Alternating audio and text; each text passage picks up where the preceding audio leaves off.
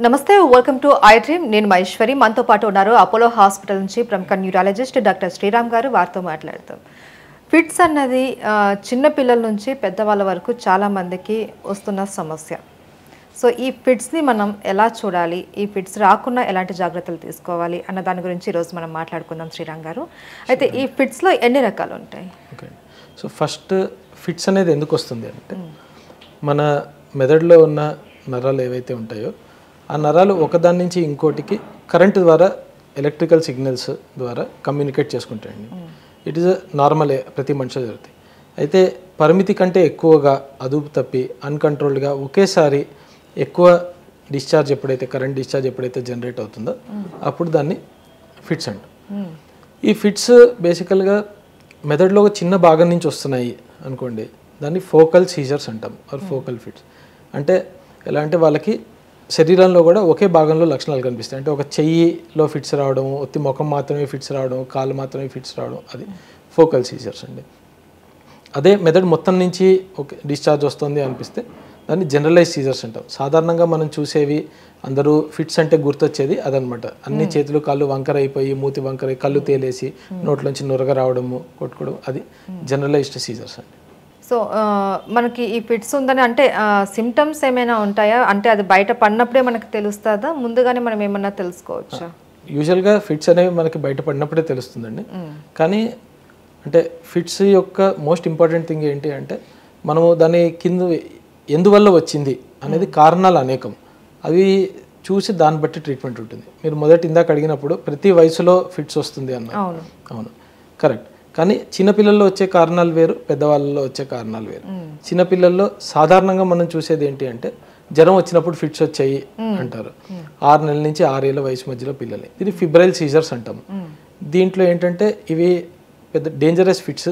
కాదండి ఇవి వయసుతో పాటు ఆటోమేటిక్గా తగ్గిపోతాయి దీనికి జ్వరానికి ట్రీట్మెంట్ ఇస్తే సరిపోతుంది ఫిట్స్కి ట్రీట్మెంట్ ఇవ్వాల్సిన అవసరం ఉండదు అదే చిన్నపిల్లల్లో పుట్టినప్పుడు డెలివరీ టైంలో కానీ సరిగ్గా మెదడుకి ఆక్సిజన్ కానీ గ్లూకోజ్ కానీ అందకపోవడం వల్ల డ్యామేజ్ ఏదైనా జరిగితే అంటే నియోనేటల్ ఎన్కెఫలోపతి అంటాము దానివల్ల ఫిట్స్ వచ్చాయి అనుకోండి దానివల్ల రకరకాల ఫిట్స్ వస్తాయి అండ్ దానికి తప్పనిసరిగా ట్రీట్మెంట్ తీసుకోవడం ఇంపార్టెంట్ ఎందుకంటే ట్రీట్మెంట్ తీసుకోకపోతే పిల్లవాడి యొక్క ఎదుగుదల ఆగిపోతుంది పిల్లలు కాబట్టి అది ఇంకోటి ఈ జెనెటిక్ కారణాల వల్ల వచ్చే ఫిట్స్ ఓకే అవి కూడా చిన్నపిల్లల్లో ఎక్కువ కామన్గా చూస్తాం పెద్దవాళ్ళకి కంపారిజన్లో ఓకే సో అవి కూడా మనము అంటే కారణం బట్టి ట్రీట్మెంట్ పెద్దవాళ్ళల్లో ఫిట్స్ వస్తున్నాయి అనుకోండి పెద్దవాళ్ళల్లో సాధారణంగా మనము బ్రెయిన్లో ఏదైనా ప్రాబ్లం ఉంటే అంటే పక్షవాతం వచ్చిన తర్వాత బ్రెయిన్ ట్యూమర్ ఉంటే లేకపోతే మనకి బ్రెయిన్ మెదడు వాపు ఏదన్నా వస్తే మెదడు టీబీ లాంటి రోగాలు అలాంటివి వస్తే ఫిట్స్ రావడం అనేది మనం చూస్తాం అదే కొంతమందికి ఫిట్స్ వచ్చినప్పుడు కాసేపటికి మళ్ళీ నార్మల్ అయిపోతూ ఉంటారు బట్ చాలామంది ఏంటంటే అది కొద్ది రోజుల పాటు కొన్ని సంవత్సరాల పాటు కొంతమందికి కంప్లీట్గా ఉంటుంది లాస్ట్ వరకు కూడా చెయ్యి వంకరగానో కాలు వంకరగానో ఉండిపోయి ఉంటుంది సో దీనికి ట్రీట్మెంట్ ఏమైనా ఉంటుందా అసలు లాస్ట్ వరకు ఫిట్స్ తోటే ఉంటారు కదా కొంతమంది వాళ్ళకి ఎందుకు ట్రీట్మెంట్ పనిచేయదంటారు మీకు చెప్పినట్టు ఫిట్స్ ఎందువల్ల వస్తుంది అది చాలా ఇంపార్టెంట్ విషయం అండి ఇప్పుడు మెదడులో ఏదైనా ఇన్ఫెక్షన్ వచ్చి దానివల్ల ఫిట్స్ వచ్చింది అనుకోండి సాధారణంగా వాళ్ళకి 3 నుంచి 6 నెలలు మా అయితే సంవత్సరం ట్రీట్మెంట్ తీసుకుంటే వాళ్ళకి ఆ ఫిట్స్ కంట్రోల్లోకి వస్తాయి దాని తర్వాత ట్రీట్మెంట్ ఆపేసే ఛాన్స్ మనము ఎక్కువ అదే మెదడులో ఏదైనా డ్యామేజ్ ఇతర కారణాల వల్ల అయింది ఓకే సపోజ్ ఎవరికైనా పక్షవాతం వచ్చింది దానివల్ల మెదడులో డ్యామేజ్ అయిపోయింది ఆ డ్యామేజ్ అయిన ఏరియా నుంచి ఫిట్స్ వస్తున్నాయి సో ఇలాంటి వాళ్ళకి ఏంటంటే చాలా లాంగ్ టర్మ్ వాళ్ళు మందులు వేసుకోవాలండి రెండోది ఏంటంటే కొంతమంది ఈ ఫిట్స్ వస్తాయి వాళ్ళకి అన్నీ నార్మల్గా ఉంటాయండి టెస్ట్లు అంటే ఎంఆర్ఐ తీపిస్తే నార్మల్గా ఉంటుంది అయినా నాకు ఫిట్స్ ఎందుకు వస్తున్నాయి అంటే మీకు ఇందాక చెప్పినట్టు వాళ్ళ మెదడులో ఆ కణాలు ఎక్కువ కరెంటు వదులుతున్నాయి అనమాట సో ఇలాంటి వాళ్ళకి ఏంటి అంటే వాళ్ళకి లాంగ్ టర్మ్ మనము ఫిట్స్ ట్రీట్మెంట్ ఇవ్వాల్సి వస్తుంది సాధారణంగా ఫిట్స్ ట్రీట్మెంట్ తీసుకునే వాళ్ళలో మెజారిటీకి అంటే 70% పైన వాళ్ళకి మందులతో చాలా బాగా కంట్రోల్ అవుతుంది మిగిలిన వాళ్ళని డ్రగ్ రిఫ్రాక్టరీ ఎపిలెప్సీ అంటాము అంటే వాళ్ళకి 2 కంటే ఎక్కువ మందులు మనము వాడినా కూడా ఫిట్స్ కంట్రోల్ కావట్లేదు అని సో అలాంటి వాళ్ళకి ఏంటంటే మనకి వేరే మనకి ట్రీట్మెంట్ ఆప్షన్స్ అవైలబుల్ ఉన్నాయి ఫర్ ఎగ్జాంపుల్ మన ఎపిలెప్సీ సర్జరీ అంటాము అది ఎపిలెప్సీ సర్జరీ చేయొచ్చు వేగల్ నర్వ్ స్టిమ్యులేషన్ ఇలాంటివి ఉన్నాయి వాటితో కూడా వాళ్ళకి మనం రిలీఫ్ పొందొచ్చు. సో మోస్ట్ ఇంపార్టెంట్ ఏంటంటే ఎపిలెప్సీలో దేనివల్ల ఎపిలెప్సీ వస్తుంది అది మనం కరెక్ట్గా ఐడెంటిఫై చేస్తే ట్రీట్మెంట్ దాని ప్రకారంగా ఇస్తే వాళ్ళకి గుడ్ రెస్పాన్స్ వస్తుందండి. ఓకే. అయితే నాకు తెలిసి 1-2 కేసెస్లో ఈ ఫిట్స్ వల్ల చనిపోయారు అనేసి కూడా నేను విన్నాను. నిజంగానే ఈ ఫిట్స్ అంత ప్రాణాంతకమైన వ్యాధిగా అనుకోవాలా? అవునండి. అంటే ఫిట్స్ వస్తే ఇప్పుడు మీరు చనిపోయారని చెప్పారు, దానికి కారణాలు మెయిన్గా చూసుకుంటే ఒకటి ఫిట్స్ వచ్చినప్పుడు ఏదన్నా ప్రమాదం జరిగి చనిపోవడం. అంటే బైక్ నడుపుతున్నప్పుడు వాళ్ళు మందులు వేసుకోవడం మర్చిపోయారు, ఫిట్స్ వచ్చాయి, లేకపోతే రోడ్డు మీద ఏదో యాక్సిడెంట్ అయింది, అలాంటివి జరుగుతూ ఉంటాయి. అంటే బిల్డింగ్ దగ్గర ఉన్నారు, ఫిట్స్ వచ్చి పడిపోయారు, అలాంటివి. సో దానికి ఏంటంటే మెయిన్లీ ఫిట్స్ కంట్రోల్ చేసుకోవడము మోస్ట్ ఇంపార్టెంట్. అది రెండోది ఏంటంటే మనం సుడెప్ అంటామన్నమాట, sudden unexpected death in epileptic patient. అదేంటంటే ఫిట్స్ వచ్చే పేషెంట్స్ సడన్గా నిద్రలో చనిపోవడం అలాంటివి జరుగుతాయి అన్నమాట. దానికి ఏంటి అంటే రకరకాల దానికి థియరీలు ఉన్నాయండి. ఇది కూడా ఫిట్స్ కంట్రోల్ లేని వాళ్ళలోనే ఎక్కువ జరుగుతుంది. అది మన ఒక థియరీ ఏంటంటే మన బ్రెయిన్లోంచి మనకి గుండె కనెక్షన్ ఉంటుంది. సో అన్ని శరీరంలో ఎక్కడన్నా నరాలు వెళ్ళాలి, నరాలే కంట్రోల్ చేస్తాయి అన్ని.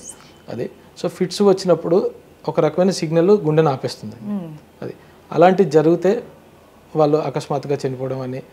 స్ట్రోక్ లాగా అనుకోవాలా? స్ట్రోక్ అని కాదండి, స్ట్రోక్ అనేది మనకి మెదడుకి రక్త సరఫరా ఆగిపోతే వచ్చేది స్ట్రోక్ అని. ఫిట్ అనేది ఎలక్ట్రికల్ డిశ్చార్జ్ వల్ల, అది దానివల్ల అవుతుంది. సో ఈ ఫిట్స్ వల్ల ఇలాంటి ప్రమాదాలు జరగకూడదు అంటే మోస్ట్ ఇంపార్టెంట్ ఏంటంటే మనం ఫిట్స్ టైంకి మనం మందులు వేసుకొని మందులు మిస్ కాకూడదు. మిస్ అయితే రెగ్యులర్ చెకప్ కూడా చేయించుకోవాలా? ఖచ్చితంగా అండి. అది సో రెగ్యులర్ చెకప్ చేయించుకుంటూ మెడిసిన్ వాడుకుంటూ ఉంటే దీన్ని కొద్దిగా మనం కంట్రోల్ చేసుకోవచ్చు. అంటే ఇది పర్మనెంట్ కంట్రోల్ అయిపోతుందా అండి, లేకంటే వాళ్ళు లైఫ్ లాంగ్ మెడిసిన్ వాడుతూ ఉండాలా? కొన్ని కేసెస్లో పర్మనెంట్గా కూడా కంట్రోల్ అవుతుందండి. అది యాజ్ నేను చెప్పినట్టు దాని ఏ కారణం వల్ల ఫిట్స్ వస్తుందో దాన్ని బట్టి. కొన్ని రకాల ఫిట్స్ ఏంటంటే ఇప్పుడు చిన్నపిల్లల్లో వస్తాయి, యాబ్సెన్స్ ఎపిలెప్సీ అంటాము. అదేంటంటే వయసుతో పాటు తగ్గిపోతుంది. సో ఎక్కడ ఏ ఏజ్లో వస్తుంది, దానికి కారణం ఏంటి, దాన్ని బట్టి దాని ప్రోగ్నోసిస్ అనేది ఎలా ముందుకెళ్తుంది అనేది ఉంటుంది. అండ్ ఇంకొక క్వశ్చన్ డాక్టర్ గారు, చాలామంది ఫిట్స్ రాగానే పక్కనున్న వాళ్ళు ఒక ఐరన్ తాళం చెవి చేతిలో పెట్టడము, ఐరన్ చేతిలో పెట్టడము ఇలా చేస్తూ ఉంటారు, కాళ్ళు చేతులు ఇలా పట్టేస్తూ ఉంటారు. సో ఇది రైట్ ట్రీట్మెంట్ అంటారా, అంటే ప్రాథమిక చికిత్సగా అనుకోవాలా? సో ఎవరికైనా ఫిట్స్ వస్తే చేతుల్లో తాళాలు పెట్టడం కానీ, నోట్లో నీళ్లు పెట్టడము, లేకపోతే ఉల్లిపాయలు వాసన చూపించడం, వీటిలన్నిటికీ ఏవి సైంటిఫిక్ బేసిస్ లేదండి. ఎవరికన్నా మనం ఫిట్స్ వస్తున్నప్పుడు చూస్తే మనము వాళ్ళని ఒక సైడ్కి తిప్పి ఫస్ట్ పడుకోబెట్టాలి.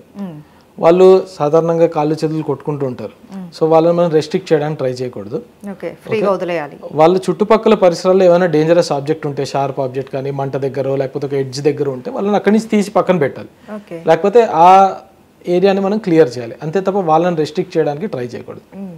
వాళ్ళు పళ్ళు బిగబెట్టేస్తారు, పళ్ళు బిగబెట్టి చాలాసార్లు నాలుక తెగుతుంది, రక్తం వస్తుంది. సో అదేదో మనం నాలుక విడిపించడానికి మనం వేలు పెట్టడమో నోట్లో ఇంకటి ఏమైనా పెట్టేది చేయడమో చేయకూడదు. ఎందుకంటే అది చాలా ప్రమాదకరం, మనం ఇంజురీ అవుతుంది. వాళ్ళు ఎంత టైట్గా బిగబడతారంటే ఇది మనం అది చేయలేమన్నమాట. అండ్ మూడోది ఏంటంటే నోట్లో నీళ్లు పోయడము అలాంటివి చేయకూడదండి, ఎందుకంటే వాళ్ళు స్పృహలో ఉండదు.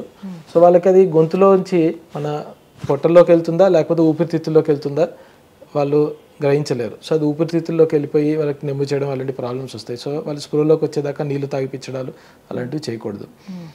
మోస్ట్ ఇంపార్టెంట్ ఏంటంటే సాధారణంగా అన్ని ఫిట్స్ యూజువల్గా నిమిషం 2 నిమిషాల్లో ఆగిపోతాయండి. చాలా తక్కువ మందికే ఫిట్స్ అంతకంటే ఎక్కువ. ఆగిపోయిన తర్వాత మిగతా వాళ్ళని కూర్చోబెట్టి వాళ్ళ స్పృహలోకి వచ్చిన తర్వాత వాటర్ ఇవ్వడం అలా చేయొచ్చు. అండ్ దగ్గర ఉన్న హాస్పిటల్కి ఎమర్జెన్సీకి తరలించవచ్చు. Right, thank you so much doctor గారు. Thank you.